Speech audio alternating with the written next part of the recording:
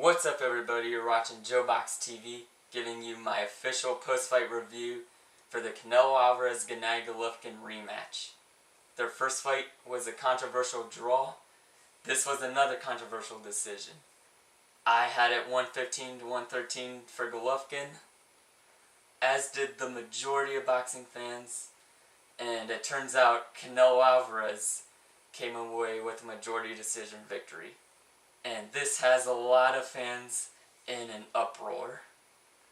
Now, there was a lot of animosity between these two guys heading in.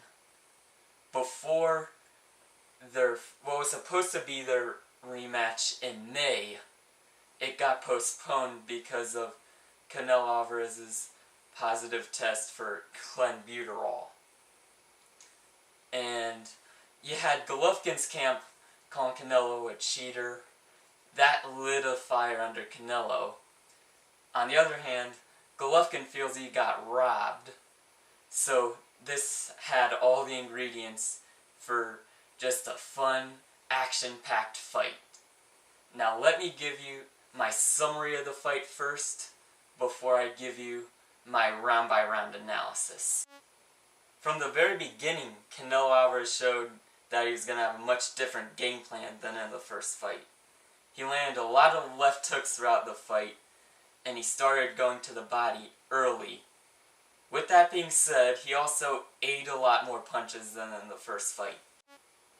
Canelo did a great job of giving the impression that he was in control. He was a constant aggressor. And while the judges were fixated on the one big left hook or the one couple of body shots that he landed, Triple G would pop him with 3 good jabs. He almost couldn't miss Canelo with a jab, and he controlled a great portion of the fight with it. Paulie Malignaggi brought up a great point, which was that just because Golovkin has a reputation as a pressure fighter, you can't hold it against him for making a conscious decision to box and control range. And he did it very well. Canelo landed the harder, more authoritative punches, but Triple G landed many more punches, and almost doubled him in terms of jabs. Here's how I saw the fight round by round. First round, Canelo comes out aggressive. You can tell he has a completely different mentality in this fight.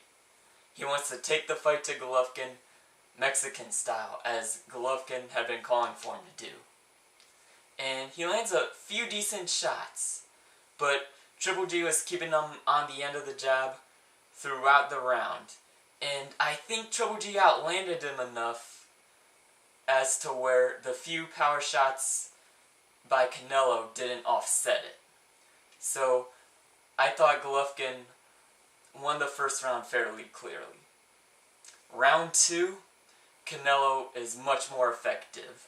He starts putting his punches together, throwing more combinations. And he landed a couple good, solid left hooks that got Golovkin's respect.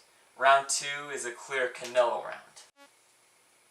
Round 3, go back and look at the tape, and I think you'll see that Golovkin commanded this round. It is a bit deceiving how Canelo had a good start to the round, but for pretty much the last 2 minutes, Golovkin keeps him on the end of the jab and just schools Canelo. Like, makes him miss with that big left hook and constantly snaps his head back with that jab. Golovkin won round 3. Might have been his best round of the fight outside of round 10. Round 4, you can tell that Golovkin is getting a lot more comfortable fighting this way from the outside, at a distance.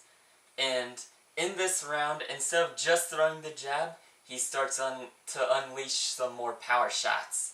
And he landed a couple good uppercuts in this round. Canelo still had his moments here and there and was picking his spots, but I still think this was definitely a Golovkin round in round 4. Round 5 is when the fight turned a bit. Canelo brings the fight to the inside again, and is, even though he's not hurting Golovkin, he's moving Golovkin with the excellent body work. And the left hooks, of course, were landing, and he also unveiled the straight right hands. He was actually kind of beating Golovkin up in this middle part of the fight, this 3-round stretch. Maybe not as much in round 5, but definitely in 6 and 7. It looked like Canelo had shifted the momentum. I thought that these were definitely 3 Canelo rounds in rounds 5, 6, and 7. Heading into round 8, Golovkin knows he needs to make a change. And boy does he ever. Abel Sanchez said after round 7, hey, we're losing here, we're losing the fight. And once again, we see another shift in momentum. After Canelo had won rounds 5, 6, and 7 on my card, Golovkin clearly took rounds 8, 9, and 10. Even though Canelo was much more active in this rematch, he was still fighting in spurts, and Golovkin took advantage of that by constantly keeping him on the end of that jab and fighting 108 seconds of every round. Golovkin would start out with a jab, then loop the right hand around the guard, and just completely outworked him in this 3-round stretch.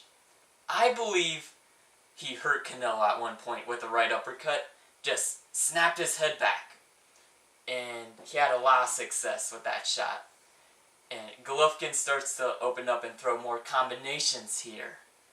I mean, he clearly won 8, 9, 10, in my opinion. Now we get to the final stage of the fight, the championship rounds, 11 and 12. To me, both of these rounds played out very much the same. Golovkin completely dominates the first minute of the round. Round 12, I think he landed a good right uppercut, which rocked Canelo. But in the last 2 minutes of both of these rounds, Canelo pretty much controls it. Lands the harder shots, backs him up. So, I gave round 11 to Canelo and round 12 to Golovkin, which on my scorecard ends up being 115-113 for Golovkin. Here's my scorecard. Round 1, I think Golovkin won fairly clearly. Round 2, Canelo wins clearly. 3 and 4, I think Golovkin wins fairly clearly. Round 5 is a toss-up round. I think Canelo did more damage to him, so I give it to Canelo. 6 and 7 were dominant rounds for Canelo. He had shifted the momentum and was taking the fight to him. 8, 9, and 10 was an excellent rally for Golovkin. I don't see how you can give any of those rounds to Canelo. And 11 and 12 are toss-ups. So, I can see a draw. I can see this being 6 rounds to 6. I don't see how you can give 7 rounds to Canelo. One of the major issues that I have is that on one scorecard, a judge gave round 3 to Canelo, and I think on another scorecard, someone gave round 9 to Canelo, so I really don't see that. At the end of the day, I guess I gotta say, congrats to Canelo, even though I disagree with the decision. I am glad that we saw a terrific fight. And it looks like Canelo might be back in December, probably against David Lemieux. Again, even though Canelo was the aggressor throughout, I don't think he was the effective aggressor, and I don't really think he landed enough power shots to offset the major advantage and jabs landed that Golovkin had. And it wasn't like Golovkin wasn't landing any power shots. He'd loop that right hand around the guard, come up with the right uppercut. I just thought he was a deserved winner. And make sure you check out the video of Stephen A. Smith and Teddy Atlas just going at it. Teddy Atlas was screaming robbery, and Stephen A. Smith was saying it was a close fight that he had Golovkin winning, but it wasn't a robbery. So I'll leave the video to that in the description down below. Now let's talk about the undercard. In the co-feature, we had Mexican sensation, undefeated Jaime Munguia going up against Brandon Cook, and Munguia pretty much obliterated him. Cook was tough, he was game, but just overmatched, and the power of Munguia was too much. Munguia's gonna be a fighter to watch. Now, David Lemieux versus Gary O'Sullivan. I did a brief prediction for this in my Canelo-Golovkin prediction video, and I'm happy to say I hit the nail on the head. Completely nailed it. Here's what I said in my prediction for this fight. But I think in round 6, Lemieux ends it, probably with a left hook. Boom! Right on the money. I nailed that prediction.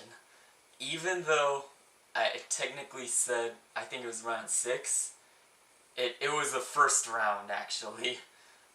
But still, a left hook from David Lemieux just completely ended it. Just abruptly like that. And we know David Lemieux is a huge puncher. I do feel kind of bad for Gary O'Sullivan, but he did talk a lot of smack, and hey, careful what you wish for. As for the first televised fight of the card, Roman Gonzalez completely destroying Moises Fuentes. I mean, Fuentes, at the height of his career, was the top contender at junior flyweight. But I thought Roman Gonzalez, Chocolatito, looked good in his comeback fight here. I mean, he had that devastating loss to Srisaket Orunvizai, and I thought I saw the old Chocolatito here. I'd love to see him fight against Donny Nietes, who, by the way, got robbed in his last fight. I'd love to see that matchup, Gonzalez and Nietes. Let me know what you thought of the whole card. Who did you think won, Canelo or Triple G? Did you have it a draw? And if you had Golovkin winning, was it a robbery? If I'm wrong, roast me in the comments below. Let me know if you want to see a rematch, by the way. A third fight. Until next time, JoeBox TV, out.